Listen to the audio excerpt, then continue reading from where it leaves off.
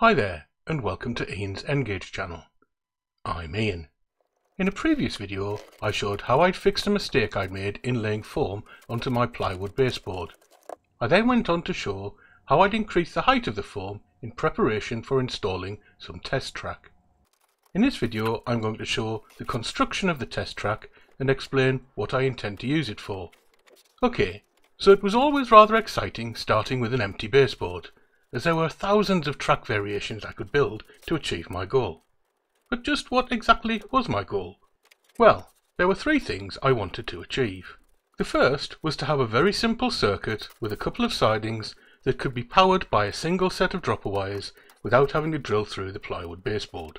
I wanted to use the simple circuit to put locos through their paces and record footage that would become the basis of the reviews I said I was going to write last year. The second was to have some track work that I could test and modify should the need arise. Quite a lot of what I post is all about experimenting, and I didn't want to lose the ability to test something out while Shelvington was in the process of being rebuilt. The third thing was to have somewhere I could play trains while I was implementing the complex track work along the back of the layout. The section along the back was likely to take a few months to complete, and I didn't want to be without the ability to run trains during construction of it, and risk losing interest. So, as I've been talking, you've been watching me putting together a basic loop of track with three sidings and then secure it to the foam with extra long track pins. The loop is made from second radius set track curves, and the sidings are made from set track points and first radius curves. I've used second radius curves as that's the minimum radius I'll be using on any of the loops on Shelvington, so when I test and review locos, I'll be hoping that they can get around this loop. I've used set track points and first radius curves in the sidings to test the ability of larger locos to traverse them.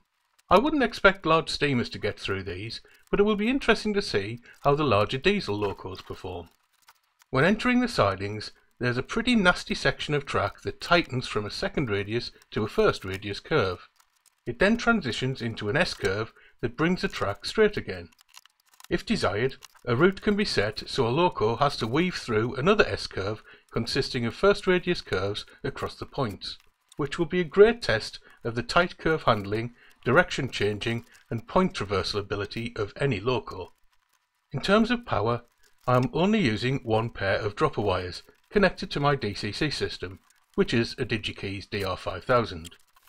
I'm using Pico power feed rail joiners to get the power from the track to my DCC bus, and I'm using a lever nut connector to make the connection to the bus wires. After cleaning the track with a Pico abrasive track cleaning rubber, I had to decide which of my locos to try out around the layout. And of course, there was only one option really. I gave my brilliant Dapple Class 33 loco the honour of the first run around, and as you can see, in this slightly speeded up footage, it did a fine job of handling the complicated section of points as it weaved its way out of the siding. It handled the second radius curves very well.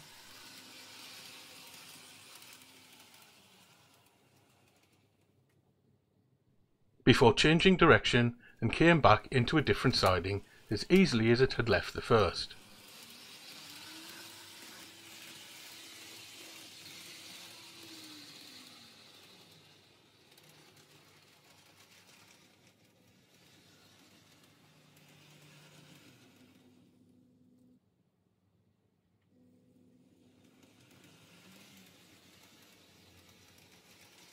It then left the siding and I opened up the throttle and it sped around the loop at top speed with no problems at all.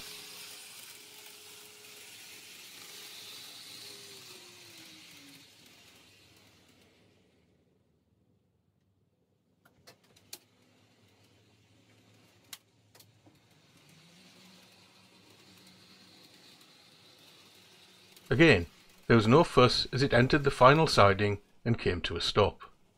It was a faultless performance, and, in terms of running, would be the benchmark for anything I subsequently reviewed. So, I'm very happy with this temporary layout.